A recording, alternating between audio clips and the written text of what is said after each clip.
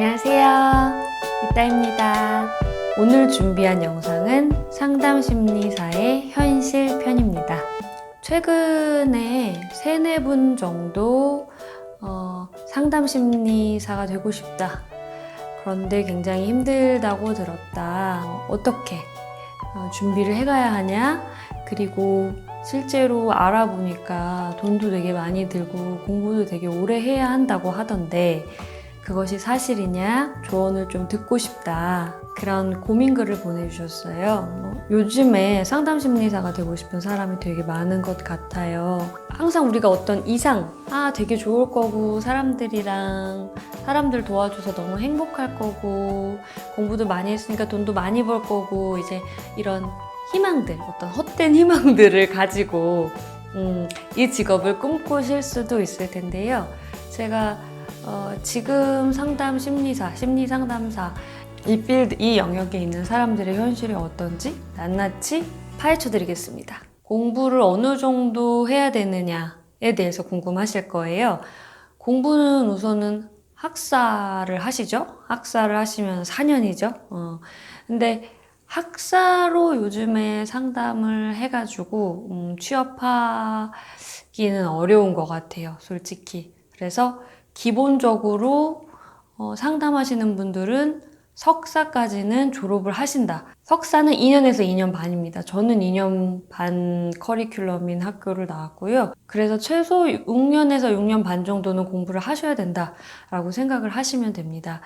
그런데 이제 석사로 끝나는 경우도 있지만 또 내가 석사를 졸업하고 이제 이렇게 상담을 하다 보니까 좀 아쉬움이 생겨요.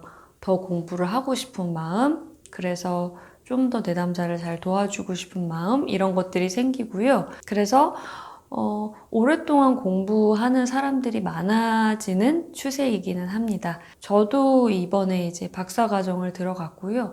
박사과정은 이제 학기로는 4학기지만 내가 이 논문을 내기까지 꽤 시간이 많이 걸리잖아요. 그러니까 앞으로 이제 뭐 4년이 될지 5년이 될지 모르는 거죠. 그러면은 박사과정까지 하면 이제 10년. 그럼 비용은 얼마나 될 거냐?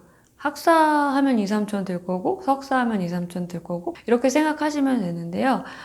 중요한 거는 석사를 할 때 조교를 하실 수가 있어요.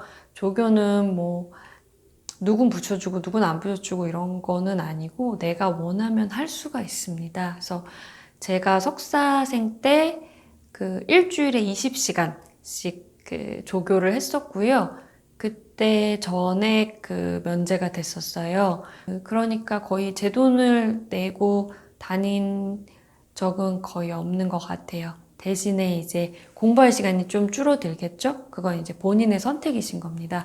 마음만 먹으면 준비만 돼 있고 열정만 있다면 그 석사, 박사 과정 중에 크게 비용이 안 들 수는 있다. 학력만 있어서 취업이 되거나 내가 상담을 할 수 있는 건 아니고요. 상담사가 되기 위한 자격증 취득 과정을 거치셔야 됩니다. 그런데 이 수련 과정이 생각보다 되게 까다롭고 시간과 비용이 많이 소요됩니다. 그래서 제가 계산을 해보니까 2급을 따려면 한 200-300 정도가 들고 2급 따고 끝이 아니라 이제 또 1급 과정을 준비하셔야 되거든요. 그래서 1급을 따려면 2급을 따고 최소 3년에서 4년 정도의 또 수련 기간과 경력이 필요합니다. 1급 과정은 훨씬 더 까다롭기 때문에 더 많은 사례 경험이 필요하고 더 많이 슈퍼비전을 받아야 되고 합격률도 되게 낮아요. 이거 외에도 상담사들은 정말 나를 믿고 온 내담자와 효과적으로 상담을 진행하기 위해서 공부를 많이 해요. 그래서 뭐 이것저것 뭐 검사 자격증도 따고 뭐 상담 어떻게 하면 더 잘할 수 있을지 뭐 이런 강의도 들으러 다니고 하면서 부수적인 비용들이 나가요. 그래서 여러분 이거 들으면서 그래서 제가 이렇게까지 공개해도 되나 싶은데 오셔서 되게 이제 장밋빛을 상상을 하시다가 이런 것들에 부딪히면서 뭐 포기하시거나 좌절하시거나 이런 분들도 많이 있으셨거든요. 그래서 사실 알아야 되잖아요. 우리도 많은 정보를 알고 있어야 되잖아요. 그래서 알려드립니다, 여러분. 그럼 이렇게 공부하고 이렇게 비용을 많이 들이고 했는데 연봉은 어떻게 되냐? 궁금하지 않습니까? 연봉은 굉장히 낮은 수준입니다.